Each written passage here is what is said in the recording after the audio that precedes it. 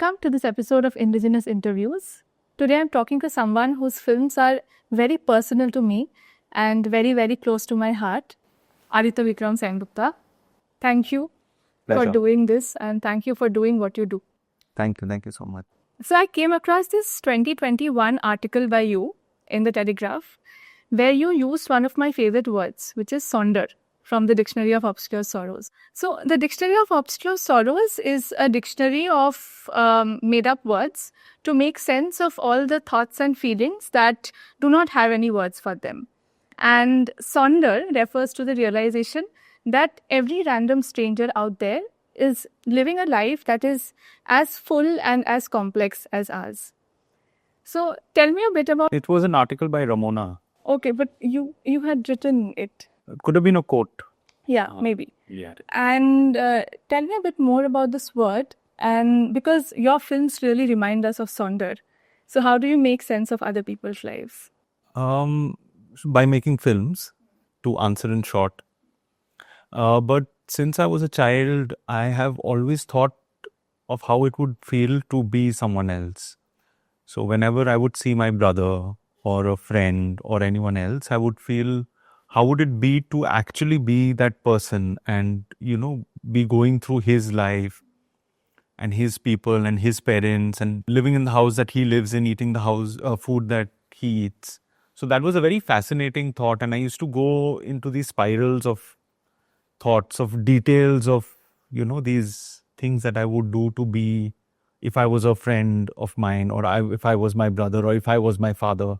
So I think that feeling extended over time because essentially I don't think people change. They are who they are as children.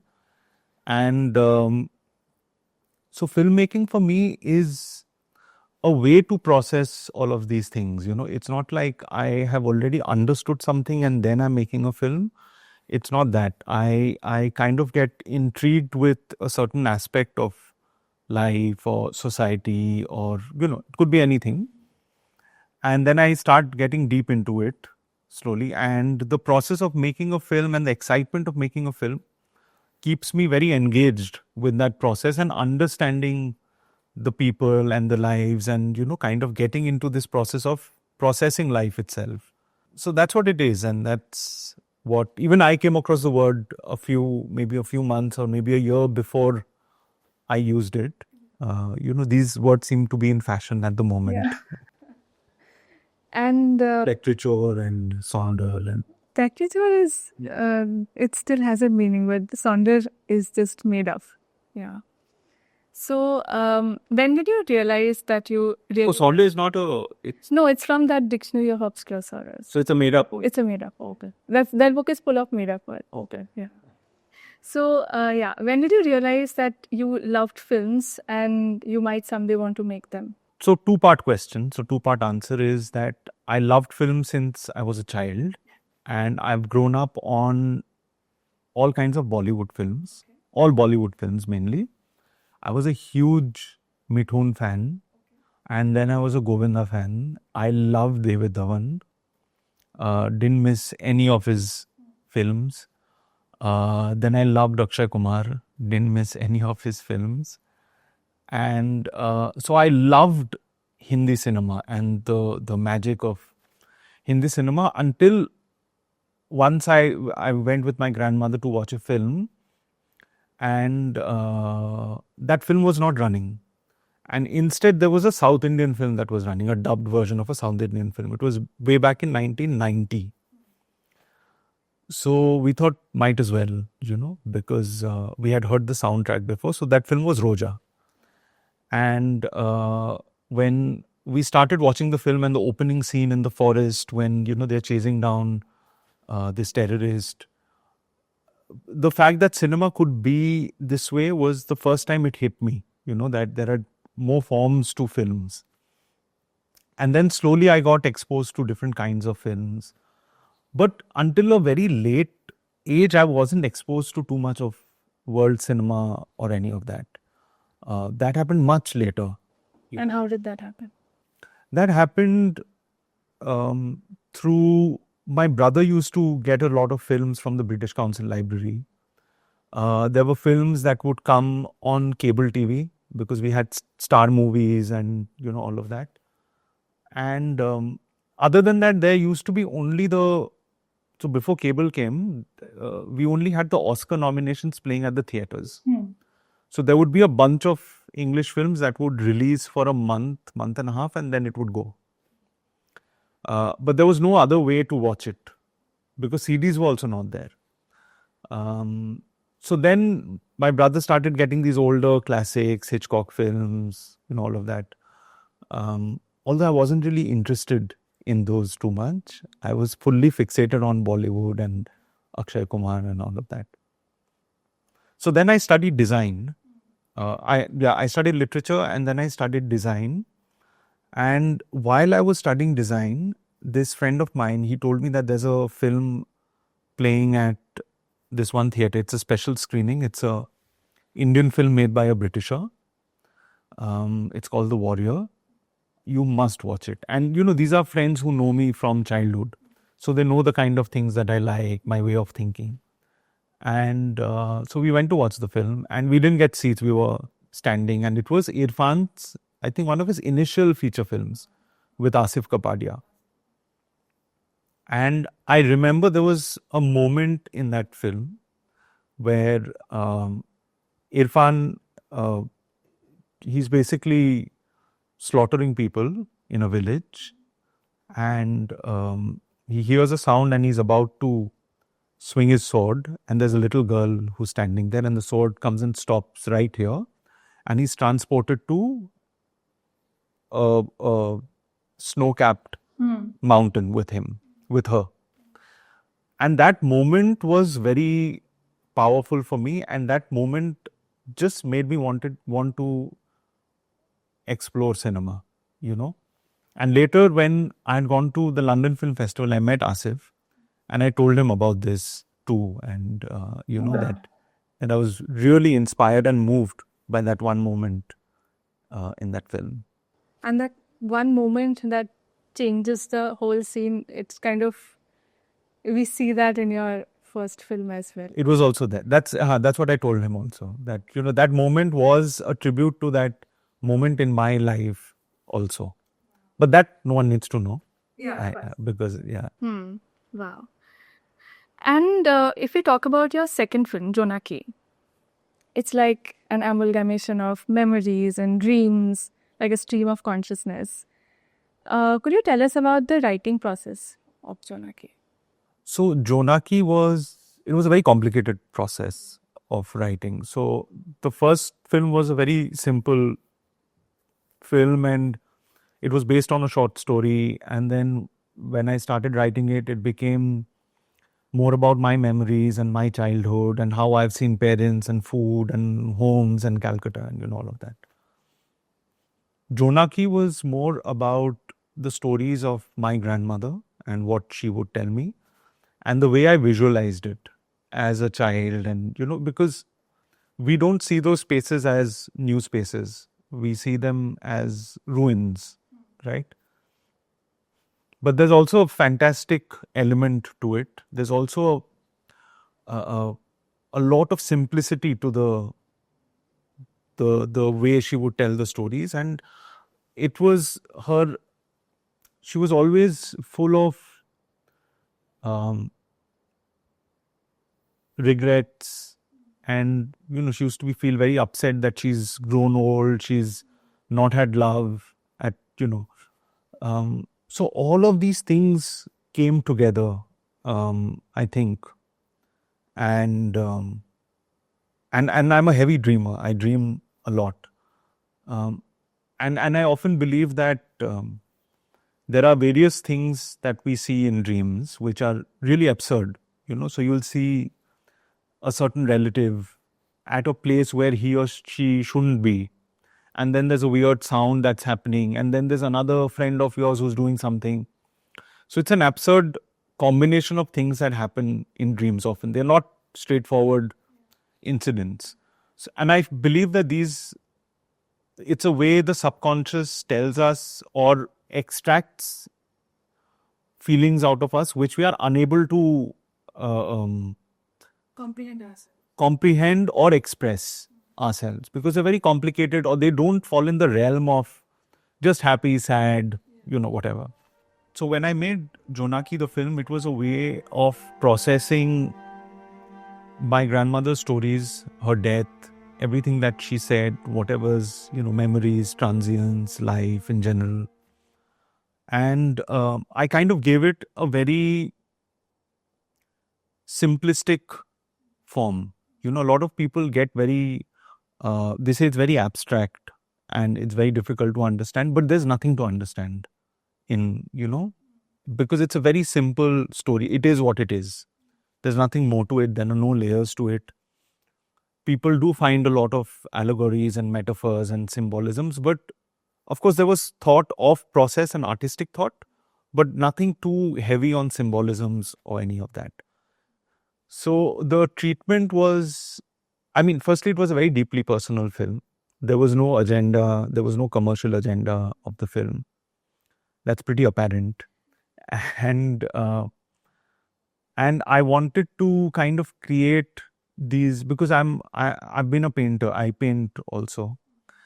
And so these were like video installations for me. So even, where things would change over time on a fixed frame, so that was the treatment, and that was what I was trying to create with the film, and a dreamlike feeling and a dreamlike experience where, you could feel an undefined something, while you're watching.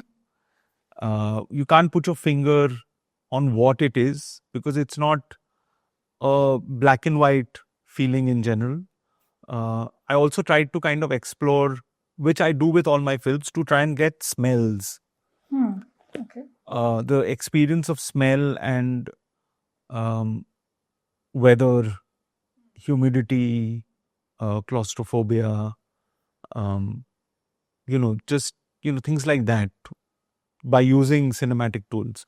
So that also becomes a very interesting process, Jonaki became a damp film. There's a certain dampness in that. Yes. And it makes you feel a lot of sadness and Yes. yearning. Yes. Yeah. So there have been a bunch of people who haven't connected with the film at all and don't like it. And there have been a bunch of people who have deeply connected with it. There have been people who have started bawling in the theater, and it was very difficult to make them stop, because, and this lady I remember in Rotterdam, she had lost her mother, I think a month or a year before she had watched the film, and she was still coming to terms with it. But that's the fun of art, not everyone loves it. So there's always some kind of a love, hate, tension happening around art. Your first two films, if we talk about Asha Jaoar Majhe and Jonaki, versus if we talk about Once Upon a Time in Calcutta. So the first two are it's mainly drawn from the personal, your memories, your childhood, your grandmother's memories, her childhood. While the latter, it's a lot more research, there's some history, there's things that you've seen. Right. So is there a difference in the writing process that you feel like when you're writing it? Is there a distinct difference between the two kinds? So there has been research in Mayanagar, in Once Upon a Time, but all of that you see is also personal. And otherwise it would have been impossible for me to create what I created. Of course, I didn't know a chit fund owner personally, but so I have seen the protagonist, Ela, and the way she lives with her husband, with that dog. I have had a teacher who lived exactly like that and wanted to get out, and I have gone day after day to study there. And the house was even smaller than this. So I've been in the spaces. So, for example, Circarena, the theatre where we shot, I have been there interacting with the owner, Amar Ghosh, since 2014, where he lived alone in a corner.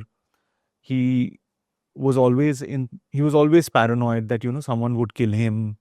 He stopped eating food that was given to him because he would think that he would be poisoned. And then slowly he perished. He died.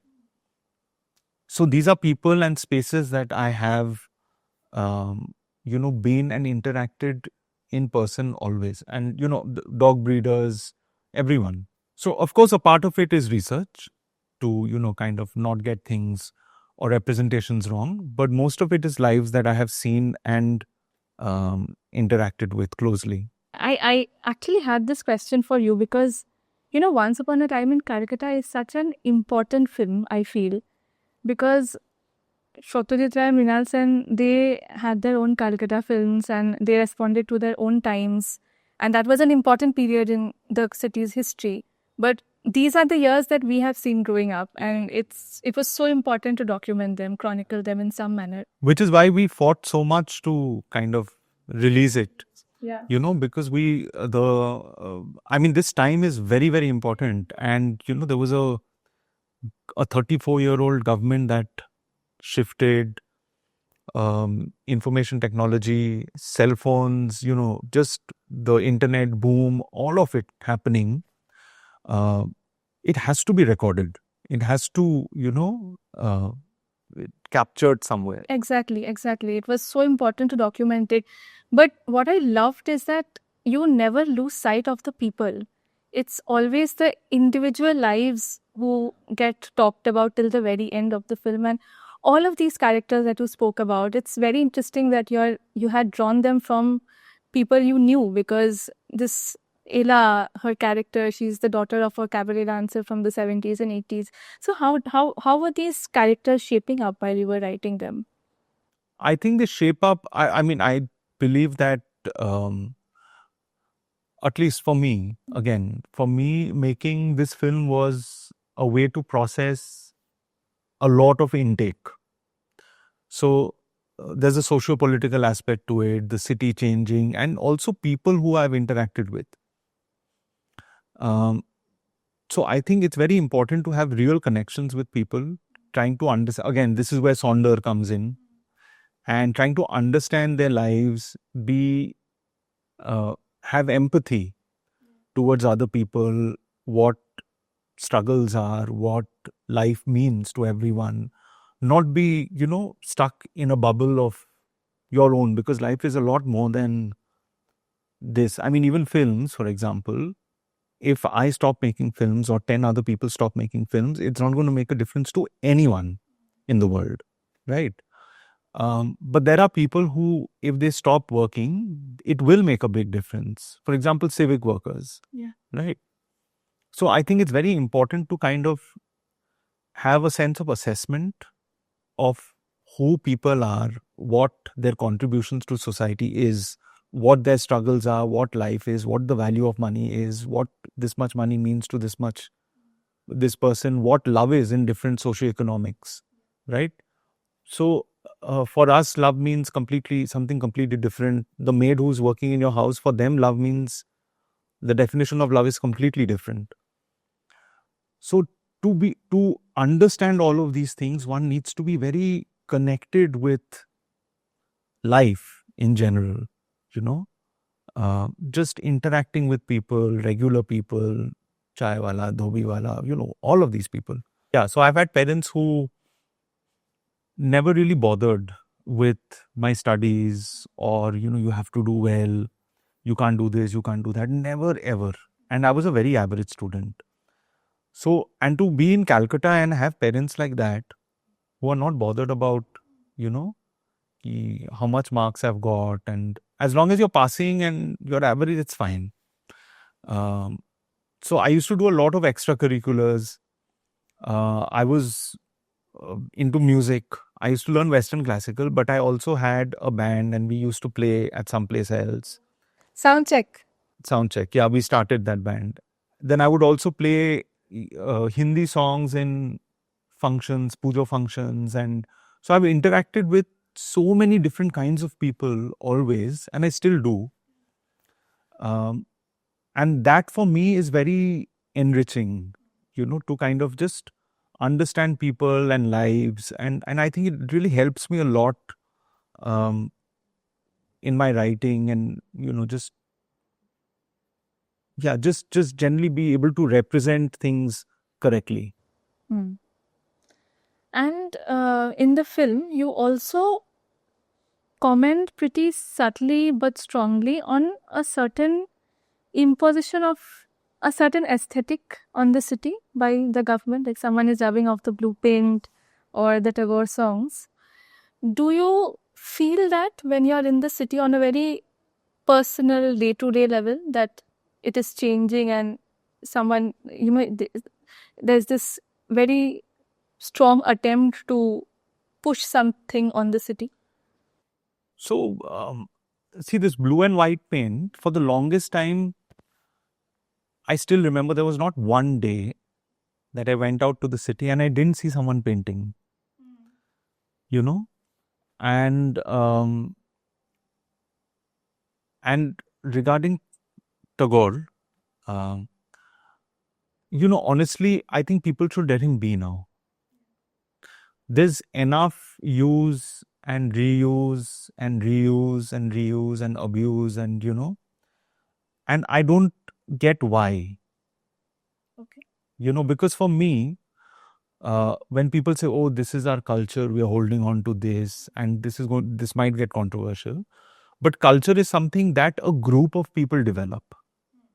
Culture is not something someone has done individually and a group of people holding on to that.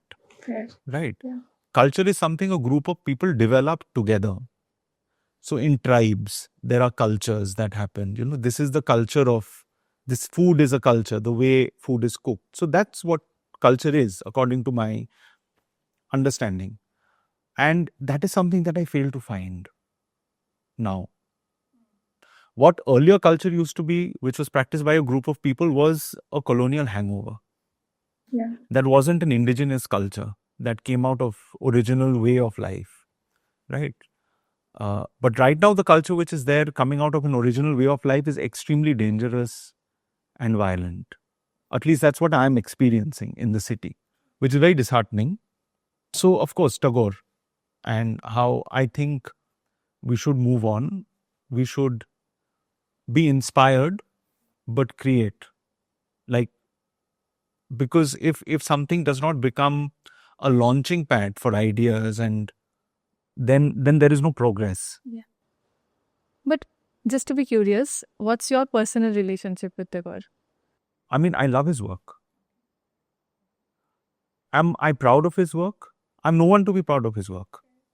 And this is what I don't understand. How can someone be proud of something that someone else has done? It's so absurd. Yeah.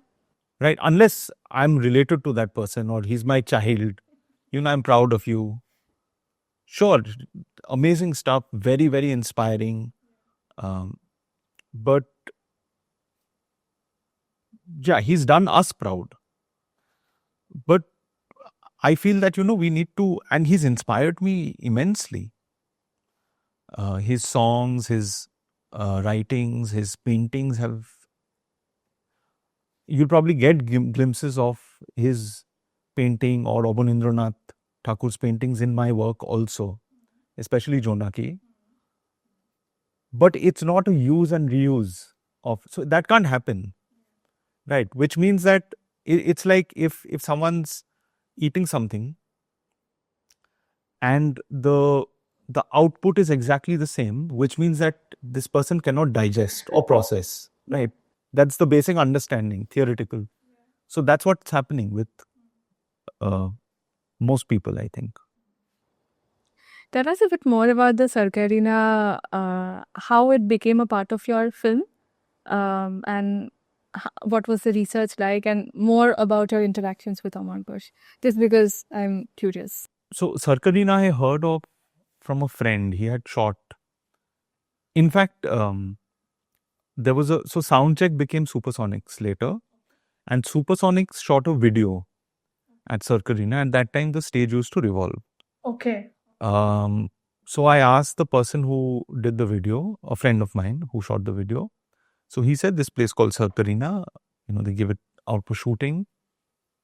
So I went there, and what I experienced was just phenomenal, because phenomenal in a very tragic way. The theater remains opened always, so anyone can. So there are squatters inside all over, and it's very smelly and it's very damp and dark. And they give out that space for rehearsals to smaller theater groups who come and rehearse there. And it's the only revolving stage in the whole of Asia which goes down, and all the green rooms are under the stage, and people would come up on the stage, and then the stage would rise. It's like you could just change the whole set after an act and it would come And up again. come up. Yeah. So I went there and I met Amar Ghosh, and it seemed like he was living in a different time, because he would talk like things would happen again, and he would talk as if, there's a production going on at that time, and he would say there will be a projection, a 3D projection like this, and the tiger's going to come out of the screen, and just things like that. He was very dreamy and very passionate, and just, I think, also unable to accept the fact that it's no longer there. And Circarena it still is in huge debt. And there were lots of owners, I think, who were a part of it. And nothing really happened at the theater, ever. So you would just get it was a deep sense of sadness, because it was made with so much money and love and passion and hope, and nothing ever happened. It wasn't restored. And it's a place that can really be restored and made into something very special, but I don't think people are really interested to restore it. And Amar Ghosh would keep telling me also to kind of try and talk to people and write to people, etc. And I've spoken to a lot of people, and everyone said that, that place is untouchable. We can't do anything about it, because, there are just so many people involved and it's so complicated. But that's about it. That's pretty much what you see in the film as well. And in Brata Boshu's character as well. Just while we are on the topic of Once Upon a Time, and I had one more question, which was the Bangla title of the film, Mayanagar. You mentioned in the end credits that it's reference from a Nandikar play, A Shohor, A Shomoy. No. So initially, I wanted to name it A Shohor, A Shomoy. Okay. Which is a Nandikar play, which also deeply inspired me in generally in life. But then I changed the title back to this, to Mayanagar. Okay. Your films are known to be visually very rich. Just tell us a bit about your working with the cinematographers, Mahinder Shetty and Gökhan Tiryaki, how the prep is like, what's the working process? So there's story, and which people would doubt until they saw Once Upon. And then there's visual and sound, right? So basically it's representing life as experienced through our senses. So I like to draw everything out before. So the Jonaki scenes, the labor of love scenes, they're all drawn. And they're mostly like 90% of the representations are as they have been drawn. Right. And so in general, that's my process. I do very extensive recce's. And I keep going back to locations over and over again to spend more time there. To be able to understand how I want to capture this. With what kind of eyes, with what kind of ears, with what kind of, senses. And that is what I kind of translate to the cinematographers who I work with. And it most of the times it works out because I have a very clear feeling and vision of what I want to portray. And I kind of go to any extent to do that. I love shooting in Calcutta. I love shooting in Calcutta, but in winter. Summers is Calcutta is it's very, very difficult for me to even function. They're indoors also. So the heat really gets to me. But winter in Calcutta is shooting in winter in Calcutta is like a really happy feeling for me. And how was it like shooting in the streets of Calcutta with Gökhan? So Gökhan, they left Europe for the first time. They had gone to US once. Other than that, they've always been in Europe. The only other place that they've come is straight to Calcutta. So it was quite an assault for them for the first 7-8 days. But then they adjusted and, then they started. And were you shooting in summer? No, in winter. Winter. Okay. I want to talk a bit about your thoughts on independent filmmaking today. You are pretty well established in international festivals. And your films also do pretty decent theatrical runs. Mayanagar, last I checked, it was still running in theatre. Ninth week. And even Asha Jaoar Majhe did pretty well. So this is a sort of balance that you have struck and there's no how to do it, right? But if you could take us through your journey of Asha Jaoar Majhe, A, the funding bit, B, the festival journeys, and C, the distribution aspect and how all of it fell into place. So there is no balance. So right now it's on its 9th week, but that doesn't mean that the recoveries are as per what spendings have been. So we'll get to that later. But Asha Jaoar Majhe was made with my savings. I had taken a small loan which got paid. And the entire film was made for a very small budget, right? And it was made for 21 lakhs, the entire film, end to end. And the selection in Venice also happened. So we were applying to various festivals and we were sending DVDs. So for Venice also, I remember we were in Bombay and I had sent a DVD and the film got selected and we got an email. And immediately after that got selected in London and Busan. And once we went for the festival, I kind of understood the whole market of films and what sales agents are, what distribution is, etc. But at that time the distribution model was very different because OTTs just started. So they were acquiring films left, right, and center because they wanted to create a bank of films. So this film also got sold for a good price. And then Jonaki happened. Jonaki got picked up by Netflix. We didn't do a theatrical for it. And then from COVID onwards, things started changing very rapidly. So now I think there are so many OTTs, there's so much content that everyone is trying to figure out what to do. So even OTTs, so theatrical is not working. No one's going to watch movies. Movies have become so expensive and also really bad because, nothing is working. No one is wanting to watch anyone. Whether it's commercial, whether it's meaningful, no one is going to the theater. OTT subscriptions, people are sharing password, there's that, so that's also not working out. There's very few things that end up working, but no one knows why. So right now the market and the whole film scenario is very confused. So Mayanagar is running at the theater, but we don't know which OTT will take it. We don't know where it's going to get sold. So none of that we know. So it's a very volatile situation right now. So what are your thoughts on the future of independent cinema? Because resources are pretty limited and even the path to getting resources is daunting. Distribution is a task. What do you feel about it today?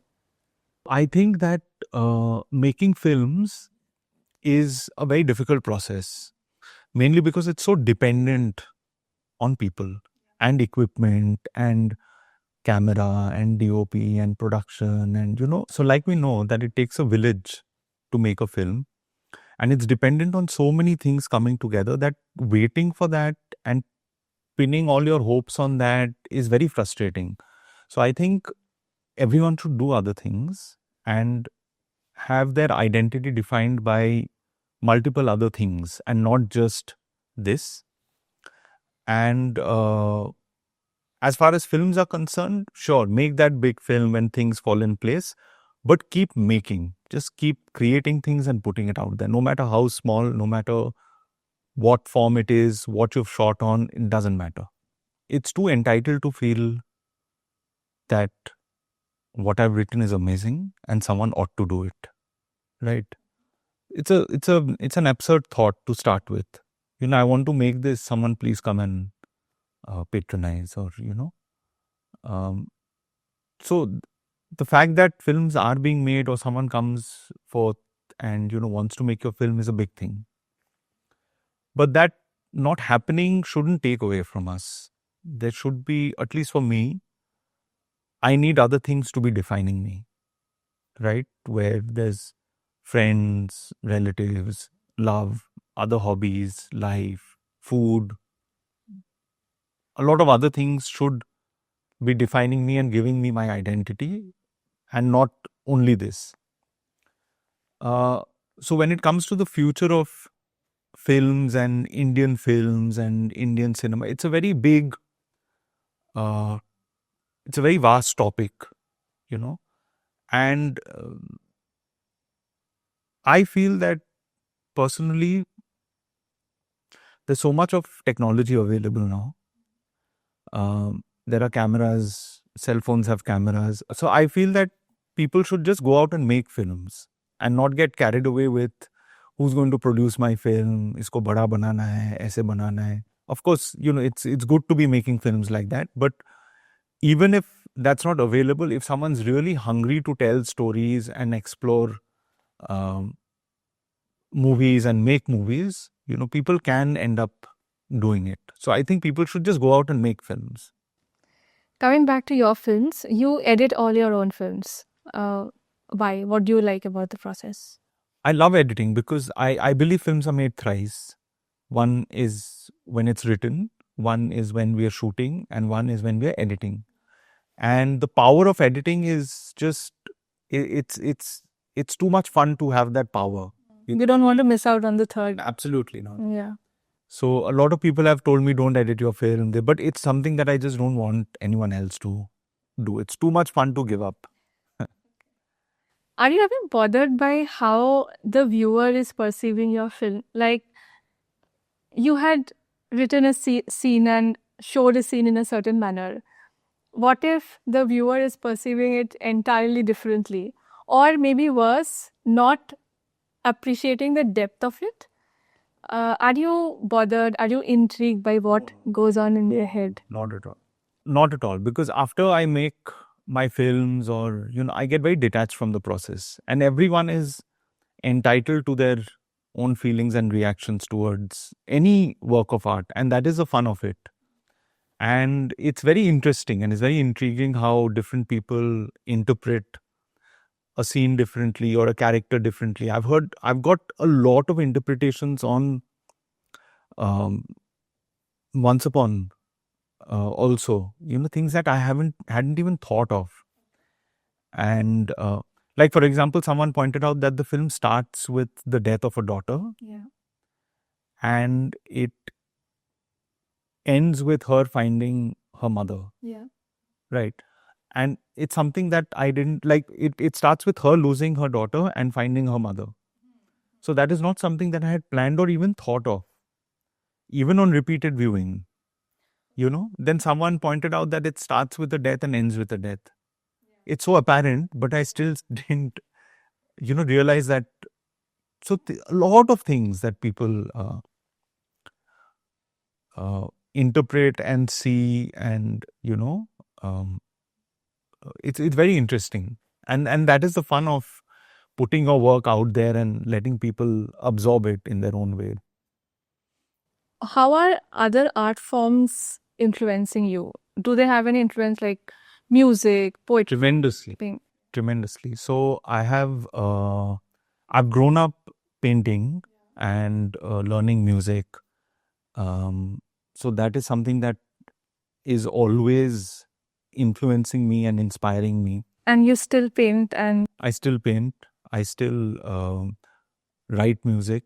In fact, I'm recording my first EP. oh, that's And good. so music has always been like the most influential art form and the most inspiring and the most moving art form for me.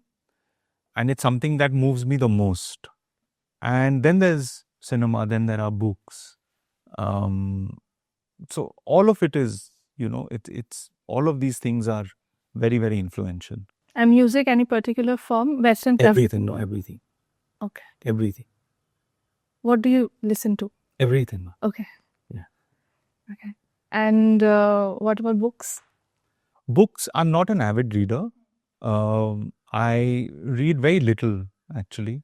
And I'm trying to get into a habit of reading more and more. And in fact, the current OTT and content situation, I think, is driving people to read more and more. Because Really? this has become so boring that you'd rather read a short story than go through the pain of choosing what to watch. So the last book I read was a book by Miranda July, short stories, which, I have mixed reactions towards it, but was an interesting read. But I haven't been an avid reader. But I do a lot of topical reading, on about things, about subjects. I read a lot of magic books. I do a lot of magic. What exactly do you do in magic? So I mainly focus on close-up magic and a lot of card magic. I write a lot about card magic. You and study. Yeah. So I don't write for anyone. I just write for myself, and it's a very disciplined study. And if you know Chaitanya also, Yeah. so he's into a lot of card magic and mentalism, which is a different area of this art form. So that is something that is very, very inspiring again. And it also has a strange connection with cinema and other art forms. Yeah. How does it influence your filmmaking in any manner? No, not directly. But filmmaking is also essentially an illusion, right? The fact that you don't notice continuity. Sanjay Dutt with long hair, and then the next shot he's got short hair. You don't notice it, is because you don't retain that memory, right? So magic also works in the same way. Like certain principles of magic also work in the same way. That you've seen something, but because you've seen something else after that, that is the impression that stays with you. And what about painting? You spoke about how Abanindranath's paintings influenced your Jonaki scenes. So Certain do you things, yeah. generally draw from art to construct your scene? No, not directly from art or anything of that sort. But I have been painting for a very long time. I've had exhibitions earlier, but I was in general getting very bored with the extra bit that you need to do for people to come and see your artwork. So that was very pretentious and false and very boring. That whole wine and cheese event and all of that. So all of that I can't do. I can't handle all of that. So with films, that is not the thing. The films, you put out the film and you don't have to be there. The film is there, people will go watch. You don't have to go smile and talk about things that you haven't even thought about. So I kind of find all of this very unstimulating in general. These events and these cocktails and these wine and cheese art pretentious discussions. So I find them very boring. And what's your relationship with cities like? So, of course, Calcutta is important to you, we know. But what about here in Bombay, where you live for work? Do you have a special relationship with the city? Do cities in general excite you? Of course, to a certain extent, but then all that excitement is lost with the heat and the pollution in general. But I love traveling, and I love spaces like natural spaces, mainly hills.